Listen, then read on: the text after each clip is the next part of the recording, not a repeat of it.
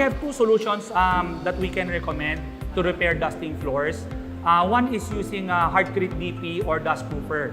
And the other one is using hardcrete PE or hardcrete penetrating epoxy. Hardcrete DP is made of sodium silicate. It will not improve the compressive strength, but it will improve the abrasion resistance.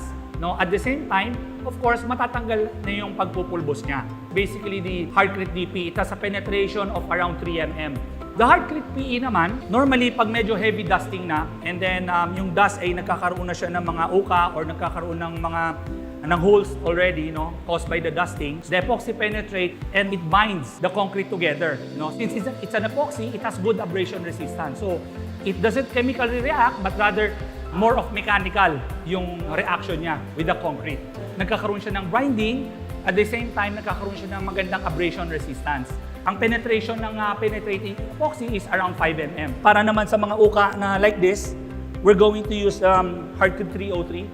This is a thin rendering mortar, repair mortar for floors. No? So the hardcrete 303 can be applied for a minimum thickness of 3 mm with a compressive strength of 3000 psi. So what we're going to do, repair first the unsound concrete using hardcrete PE, and then after which we can use the hardcrete 303 already.